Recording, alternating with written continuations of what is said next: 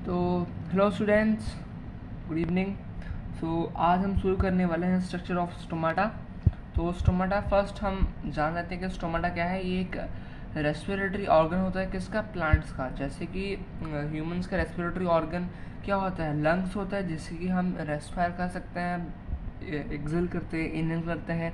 Breakdown of glucose होता है। ठीक उसी प्रकार स्टोमाटा भी एक रेस्पिरेटरी ऑर्गन होता है, which is an important organ for plants. तो फर्स्ट हम देख लेते हैं कि फंक्शंस क्या होते हैं स्टोमेटा का। स्टोमेटा का फर्स्ट फंक्शन होता है it helps in transpiration. Second function होता है in exchange of gases.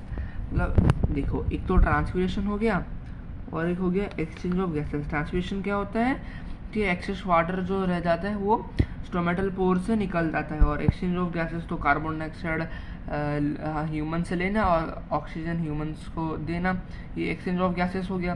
Okay, अभी हम देखते हैं स्ट्रक्चर ऑफ स्टोमेटा। फर्स्ट तो हम एक स्टोमेटल पोर बना देंगे ऐसे ही, उसके बाहर दो गार्ड सेल्स बना देंगे। ओके, देखो तो ये यहाँ पर कॉन्वेक्स सरफेस बना रहा है कि नहीं, और यहाँ पर एक इनर वॉल होता है। Okay, inner wall concave surface बना रहा है। ओके, तो यहाँ पर मैंने ओनली गार्ड सेल्स और स्टोमेटल पोर को ही दिखाया है। ये मैं आपको इंडिकेट करवा दे रहा हूँ कि ये स्टोमेटल पोर ही है, जिसको हम अपर्चर भी बोलते हैं। Okay, aperture. ओके, ये देखो, ये हमारा आउटर लेयर कॉन्वेक्स सरफेस बना रहा है और इनर लेयर कॉनकेव सरफेस बनाता है। इस इनर लेयर में ना ऐसे ऐसे बहुत सारे रेडियली शेप्ड स्ट्रक्चर होते हैं, उसको हम बोलते हैं रेडियल सेल्यूलोज माइक्रोफिब्राइल्स। ओके, ये एक क्वेश्चन नीट में पूछा, मतलब कॉन्सिस्टेंटली ये पूछा गया है कि inner wall of stomatal pore का शेप कैसा होता है, किससे कंपोज होता है, कंपोजिशन क्या होता है, उसका नेचर क्या होता है, उसका मतलब कंपोजिशन ऑफ मैटर क्या होता है, माइक्रोफिब्रिल्स होता है। ओके, उसके बाद हम देखते हैं, देखो स्टोमेटल पोर के बारे में हम पढ़ लिए, अभी हम गार्ड सेल्स के बारे में पढ़ेंगे कि गार्ड सेल्स ना, इनका शेप क्या होता है,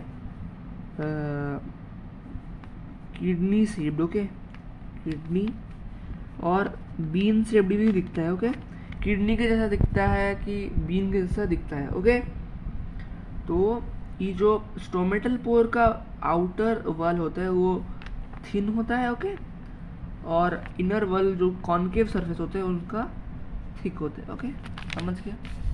अभी हम फिर से पूरा स्ट्रक्चरल देखो, आप इसका अगर स्क्रीनशॉट लेना चाहते हैं तो ले सकते हो।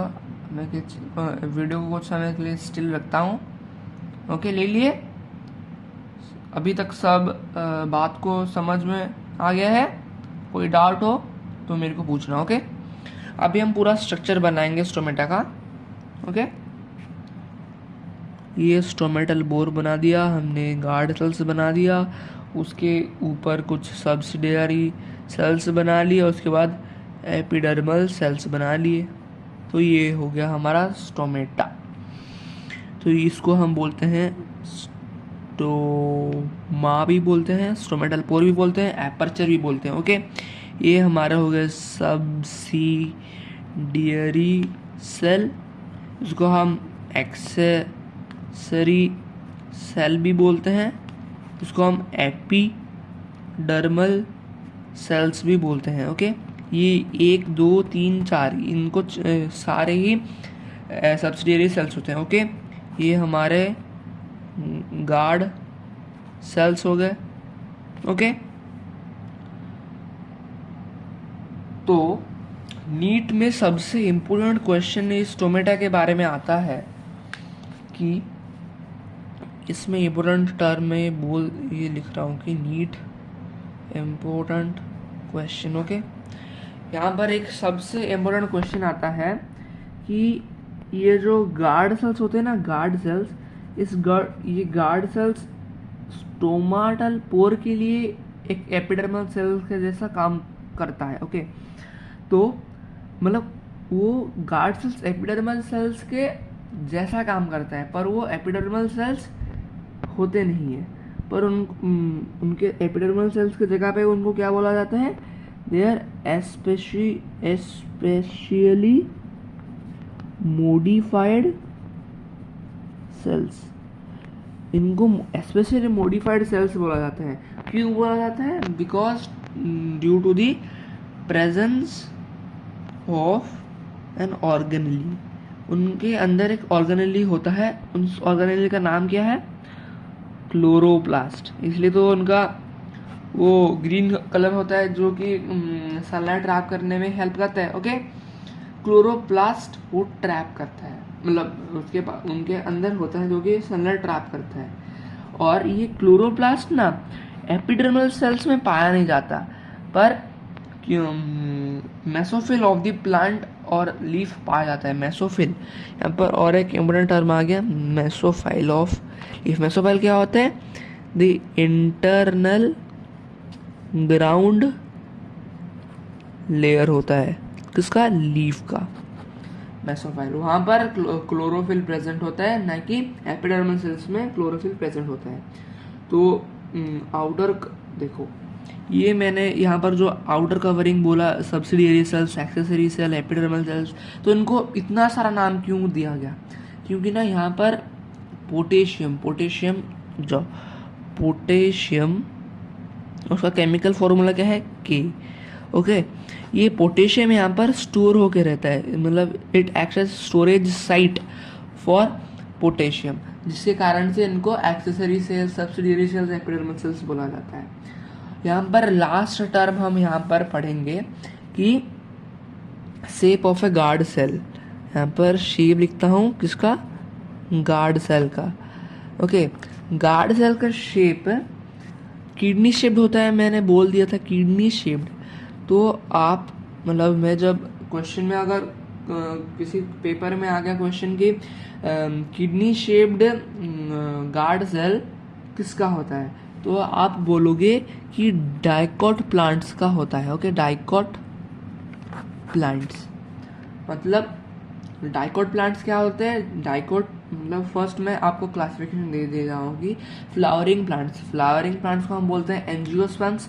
वो एंजियोस्पर्म्स का दो क्लासिफिकेशन होता है, एक मोनोकोटिलीडोन्स प्लांट एंड और एक होता है डाइकोटिलीडोन्स। तो डाइकोट मतलब वो कोटिलीडोन्स का सिंप्लीफायर वर्ड वर्जन है कि एम्ब्रायोनिक लीव्स। ओके, उस एम्ब्रायन डाइकोट प्लांट्स में दो एम्ब्रायोनिक लीव्स होते हैं और मोनोकोट प्लांट्स में एक ही एम्ब्रायोनिक लीव्स होते हैं। तो अगर डाइकोट प्लांट में पूछा गया कि हमारा गार्ड सेल का शेप क्या होता है, तो हम बोल देंगे कि किडनी शेप्ड। अगर पूछ दिया कि मोनोकोट प्लांट में कौन सा गार्ड सेल का कैसा शेप होता है, तो हम बोल देंगे कि डम्बल शेप बोल देंगे। देखो, किडनी शेप्ड तो ऐसे दिखाई देगा, माइटोकॉन्ड्रिया का जैसे दिखाई देगा, ऐसे तो किडनी जैसा दिखाई देगा, किडनी शेप्ड। और डम्बल शेप कैसा? डम्बल जैसा दिखेगा, ऐसे। ये पूरा वो हमारा जैसे केमिस्ट्री में वो होता है ना, सिग्मा बॉन्ड, पाई बॉन्ड, वैसे ही दिख रहा है, पर ये डम्बल शेप होता है। ओके, समझ गए? तो यहाँ पर आप इसका स्क्रीनशॉट ले सकते हो, मैं कुछ समय के लिए स्टिल रखता हूँ। ओके, ले लिए? तो आज के लिए इतना ही, थैंक यू। तो आपके इस स्ट्रक्चर ऑफ स्टोमेटा चैप्टर में आपको कोई डाउट होगा तो मेरे को डाउट या कमेंट सेक्शन में आप मेरे को डाउट बता सकते हो, मैं आपका डाउट क्लियर कर दूंगा। तो stay safe and study effectively and be positive. Thank you.